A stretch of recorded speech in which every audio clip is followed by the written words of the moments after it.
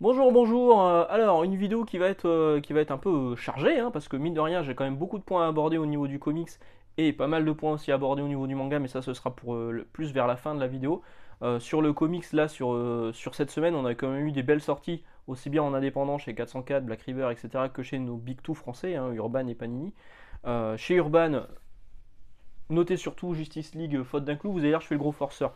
Effectivement, j'en ai parlé sur Facebook, j'en ai parlé sur Insta, j'en ai fait une vidéo sur Insta pour vous dire tout le bien que j'en pensais.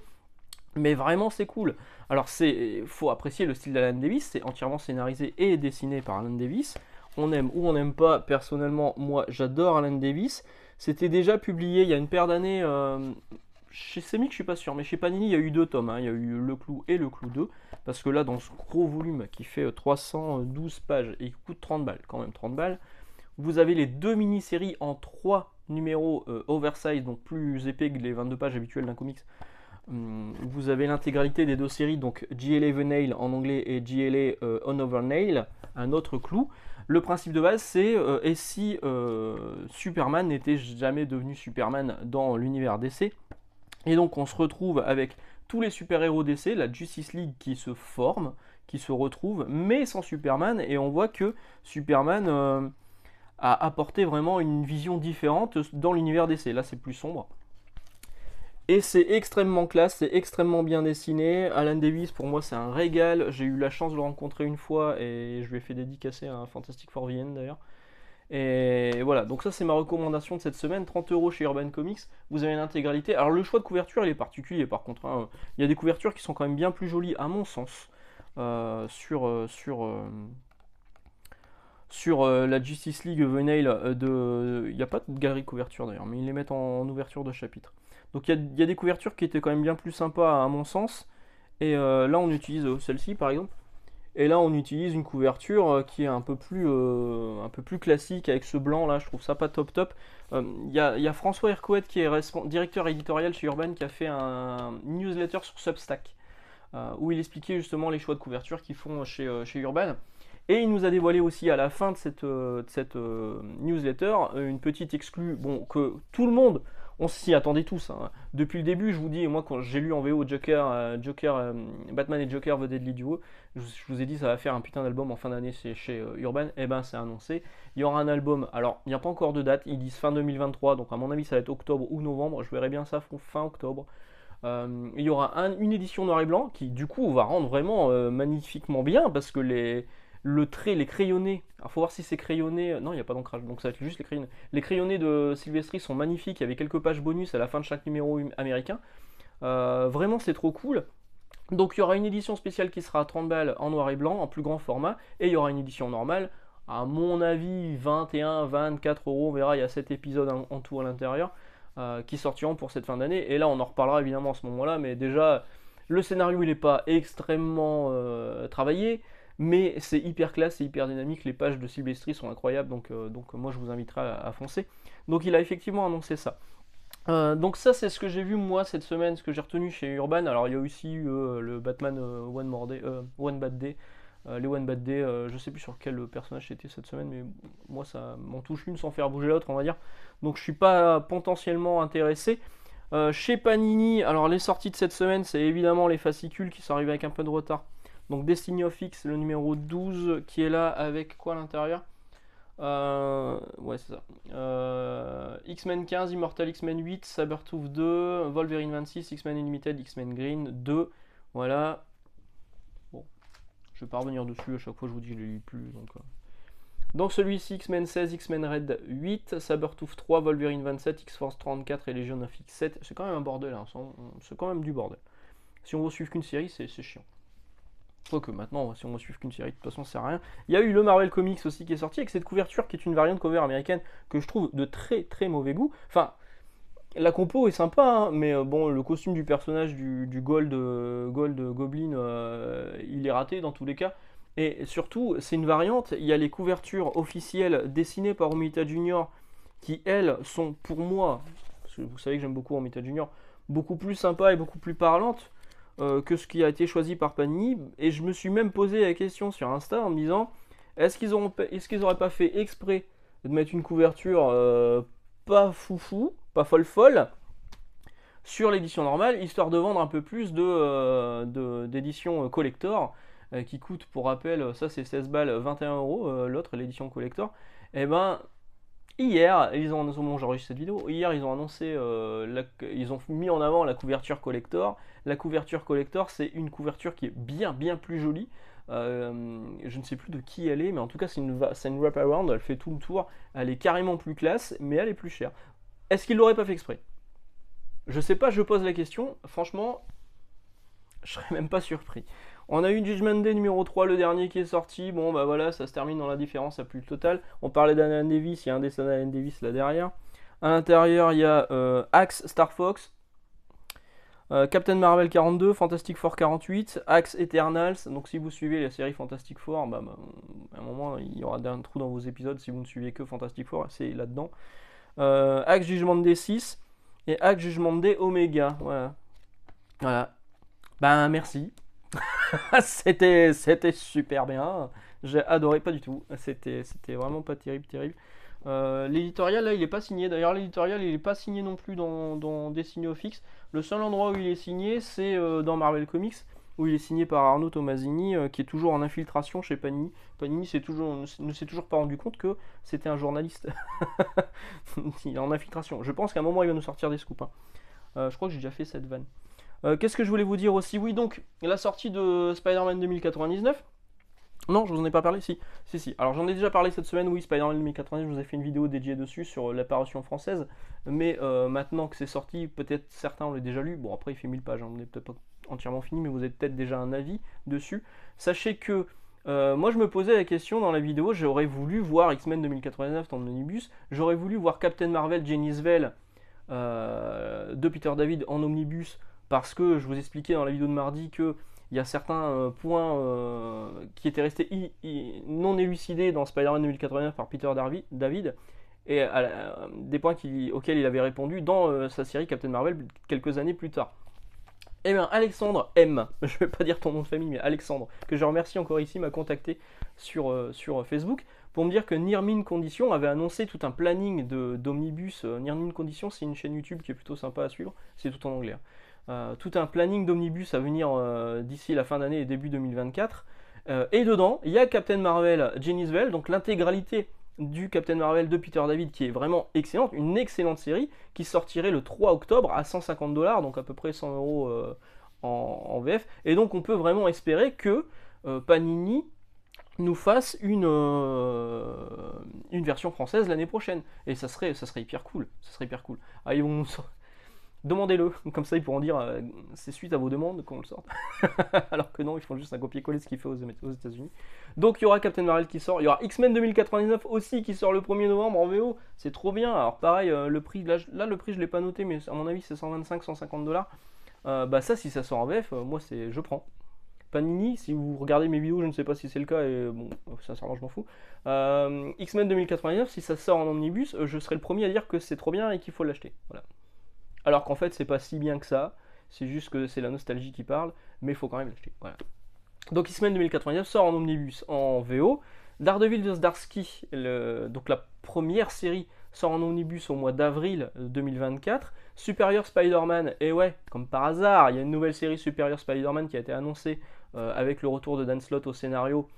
Et ben pour le coup, on va sortir un omnibus sur Superior Spider-Man. Alors là, c'est précisé volume 1. Ça sortira au mois de juillet cette année, 2023, le 11 juillet, 125$. Immortal Hulk, l'intégralité de la série Immortal Hulk de Halloween sortira le 15 août pour 150$. Et Thor de Jason Aaron, le volume 2, en France on a le volume 1, sortira le 24 octobre aux États-Unis pour 150$. Donc assurément, ces titres-là, vous les retrouverez en omnibus l'année prochaine. Donc vous pouvez suivre la chaîne de Nirmin Condition si vous voulez voir un petit peu avoir un indice sur ce que pourrait être 2024 en matière d'omnibus chez Panini. Voilà, sinon, ça c'était tout pour le comics. Non, je déconne. Évidemment je déconne. Qu'est-ce qui est sorti en VO cette semaine? Deadpool Bad Blood. Voilà, donc une nouvelle série. Alors il y a eu Deadpool Bad Blood, qui était une série plutôt sympathique, entièrement scénarisée par Rob Liefeld et dessinée par Rob Liefeld, c'est surtout ça l'intérêt. Pub pour Amazing Spider-Man derrière. Donc la Bad Blood, c'est sa suite. C'est sa suite. Alors, Deadpool Bad Blood, on l'a eu droit en VF dans un format un peu plus grand chez Panini, plutôt sympa. Et c'est ressorti aux États-Unis avec une page inédite dans chaque numéro. Des pages qui servent à rien, ça aurait pu être une cover et qu'ils ont collé à l'intérieur histoire de dire il y a de l'inédit. Moi, comme un boulet, bah, évidemment, je les ai achetés en VO. Donc, du coup, là, j'achète Bad Blood aussi en VO. Parce que j'ai pas envie d'attendre une VF chez Panini qui soit en plus mal traduite.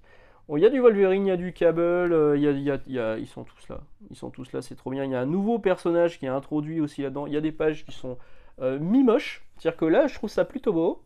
Le petit boule de Deadpool. Mais là, je trouve ça plutôt moche. Voilà. Le petit paquet du gros monsieur qui est là. Donc à voir ce que ça peut donner, je ne l'ai pas encore lu, mais ce sera sans doute un scénario qui va me retourner le cerveau avec l'apparition d'un personnage inédit dès la dernière page. Encore une création de Rob Liefeld complètement inédite et très inspirée. Voilà. Magnifique. Donc comme je suis passé chez mes camarades d'Astro City, j'en ai profité pour prendre aussi mes VO habituels, donc Spider-Man le numéro 9 qui est là, de Slott et Bagley. Alors j'ai vu que Bagley il est toujours là, mais il y a un numéro bientôt où il sera, je crois que c'est le numéro, là on est le 9, je crois que c'est le numéro 11 ou 12, où il sera remplacé au dessin. Et ça me casse un peu les couilles parce que là c'est clairement Bagley, hein, moi qui me le fait acheter, hein, c'est pas le scénario de Slott. J'étais complètement passé à côté de la série Warlock Rebirth. Marvel nous refait le coup qu'ils avaient fait avec Silver Surfer Rebirth de Ron Mars et Ron Lim.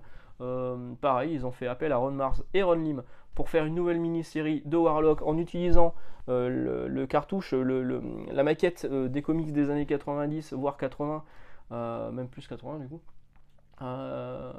Et moi ça marche complètement, la nostalgie marche complètement sur moi là-dessus. J'avais loupé le numéro 1, Astro City, je lui ai dit si jamais, Damien, Fred, si jamais vous arriviez à m'avoir le numéro 1, le numéro 2 était sorti, je vous prends les deux. Ah voilà, hop, j'ai pris les deux, je vais suivre la série. Je crois qu'il y a 4 ou 5 numéros max.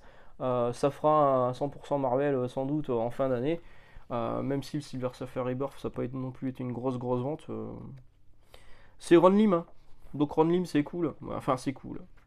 Disons que c'est un mec très efficace et on retrouve son style, on reconnaît son style. Il n'y a pas tellement d'évolution depuis ses débuts, mais clairement, moi j'aime beaucoup ce que fait Ron Lim. C'est pas Joe Madureira ou J. Scott Campbell. On a eu ce débat avec Damien chez Astro City. Battle Chaser sort la semaine prochaine. Malheureusement, au début, ils n'auront que la couverture de l'Uelabi. Pour avoir les variantes de cover, c'est un peu plus compliqué. Mais Damien a dit qu'il allait essayer de m'en avoir une. Il m'a dit laquelle tu veux. Il y a Ramos, il y a je sais plus, il y avait d'autres. Donc il y avait oui, la Bacalo, elle est très belle aussi. Franchement, j'ai failli dire prends les 4. Donc il y a la Ramos, il y a la Bacalo, il y a la Campbell et il y a la Madureira. On a eu le débat entre la Madureira et la Campbell. Franchement, la Campbell, je la trouve magnifique. J'ai dit vas-y, mais la Campbell, tant pis, j'aurais pas la Mad. Mais Battle Chaser, évidemment, on en reparlera au moment où je l'aurai chopé. Donc pas la semaine prochaine, parce que je vais pas prendre la version qui sort la semaine prochaine, la version standard. Je prendrai la variante et je l'aurai sans doute dans 15 jours. Hop, qu'est-ce que je disais? Wildcat 7 aussi est sorti. Mon dieu, Grifter est mort. Réponse à l'intérieur de ce numéro en VO, parce qu'en VF, il n'y a aucune annonce, à mon avis, il n'y aura aucune sortie. Vanish numéro 7 et les tâches s'évanouissent, cette vanne devient vraiment redondante. Voilà. Ça sortira en VF, hein. Mais franchement, pour l'instant, c'est pas fou. Et j'en ai profité pour prendre le dernier DC Connect, où on voit les prochaines sorties à venir chez DC Comics. J'ai pas encore eu le temps, hein, vraiment, de me pencher dessus. Et l'énorme DC Marvel Preview, il est énorme, hein, celui-là. Il est très très épais. Avec du Uncanny Avengers de Jerry Dugan. Moi, je pense qu'Avengers, j'arrête après la fin d'un run, qui en plus de ça m'a pas enchanté. Je crois que là, pour le coup, je vais arrêter et je lirai quand ça sortira en VF, quand mon frère les achète. Et on n'en parle plus. Et Immortal Thor par Alewing, le même Alewing. Voilà. Qu'est-ce que je voulais préciser de plus? Pas grand-chose. Je crois qu'on a terminé pour le comics. Il y aura peut-être d'autres choses à annoncer pour le comics, peut-être la semaine prochaine, si j'ai le droit d'en parler. J'en sais rien encore. Parce que demain, au moment où vous voyez cette vidéo, dimanche, lundi, moi je me rends sur Paris pour une rencontre avec Urban Comics, Ankama, Kana, je crois qu'il y a Dupuis, Dargo. Une rencontre libraire en fait où ils vont nous annoncer toutes les sorties de fin d'année. Maintenant, si clairement ils nous disent bah gardez ça pour vous, on en parlera nous au fur et à mesure, c'est tout, je le garderai pour moi. C'est le jeu, hein, après tout. Je vous l'ai déjà dit, je préfère pas trop mélanger le boulot et la chaîne. Et s'ils disent par contre ce freestyle, ben, on en parlera la semaine prochaine. Donc ça c'était le tout pour le comics. Peut-être que je croiserai des libraires parisiens avec bonheur. C'est cool, on pourra discuter. Donc les sorties manga. Quelques sorties manga, donc Kukuteneken numéro 9 qui est là, qui est toujours il est épais celui-là. Toujours aussi bien Kuto Ken. Étant donné que je suis un sale libraire influenceur, non là c'est vraiment pour la librairie hein, que je les reçois pour le coup, j'ai reçu pas mal de soit de services presse, ouais des services presse. Donc ça j'en avais déjà parlé chez Shoten, je viens de lire, ça sort là ce mois-ci, hein, mois de juin, chez Kana, je l'ai fini. Donc c'est deux jeunes lycéens qui veulent devenir des stars du stand-up comédie. Dans un style typiquement japonais, avec le mec qui passe un peu pour un bouffon et celui qui est un peu trop énergique et un peu trop énervé. Alors c'est bien, au dessin c'est Takeshi Obata, donc c'est vraiment plaisant au niveau du dessin. Par contre c'est très très verbeux, hein, c'est du shonen classique, hein, avec on veut devenir le meilleur, mais avant il faut passer telle épreuve, donc faire rire la famille de celui qui voulait pas qui devienne humoriste. Mais le problème, c'est les blagues. Alors, je me disais, hein, avant de le lire, à mon avis, le traducteur, il a dû en chier pour traduire les vannes et tout. Ben, j'ai l'impression qu'il a voulu un petit peu trop coller à l'humour japonais, alors, ce qui est pas forcément une mauvaise idée, hein, on va dire que c'est une adaptation correcte du coup. Mais du coup, comme c'est de l'humour japonais, que l'humour japonais, on n'a pas forcément les références culturelles pour bien les apprécier, c'est, nous, ça nous fait pas marrer. Voilà, c'est pas un manga qui me fait rire. Alors que c'est quand même la base, c'est quand même de mecs qui veulent devenir humoristes. Hein. Crazy Food Truck, j'ai reçu ça, je l'ai pas encore lu, je sais pas ce que ça donne, c'est chez Kiyun, c'est un seinen. Hop. Daron Quest chez Omake Books, celui-là j'étais plutôt curieux de le lire parce que c'est une parodie de Dragon Quest. Alors ça s'appelle pas du tout Daron Quest en VO, hein. Là c'est vraiment un jeu de mots français. Le titre japonais c'est Level 41 Sai no Yusha, où c'est un mec qui atteint qui atteint l'âge de 41 ans, je crois une connerie comme ça, et dans un univers d'Heroic Fantasy à la Dragon Quest, donc c'est pour ça le nom Daron Quest. Il y a un trailer rigolo là en cliquant là-dessus, c'est plutôt sympa. Et je l'ai pas encore lu, j'ai pas encore eu le temps, mais vraiment faut que je me penche dessus. Chasse aux cadavres de chez Saka, a priori c'est pas mal ça. J'ai pas eu le temps de le lire. Tous les trucs, j'ai pas eu le temps de les lire. Faut dire, je vais vous expliquer pourquoi après j'ai pas eu le temps de les lire, ces trucs-là. Mais moi ça m'intrigue un peu ce chasse aux cadavres, la couverture elle est plutôt sympa, elle me fait penser aux Goonies. Great Trailers, qui a pour lui surtout un trait plutôt sympa. Plutôt travaillé. Parfois, moi, je vois un petit peu du Masamune Shirow en fait dans les détails. On verra. Pareil. Le temps me manque. Tunnel to Summer. Alors celui-ci, il va être en top priorité sur ma reading list chez Mangetsu. Ça a l'air plutôt intriguant avec des élèves qui traversent un espèce de pont, enfin une espèce de grotte, un truc. Et de l'autre côté, il se passe des trucs un peu magiques. Il remonte le temps. Enfin, vraiment, faut que je le lise parce que j'ai pas eu le temps vraiment de me pencher dessus. Et le trait me plaît beaucoup, l'intrigue me plaît énormément également, donc ouais. Je crois qu'il y aura que 4 volumes, donc c'est pas une série très onéreuse, on va dire, et franchement, en plus la qualité, comme d'hab chez Mangetsu, qualité d'édition, elle est vraiment cool. Hein. Gestalt, que j'ai vu arriver au boulot et qui m'a plutôt intrigué.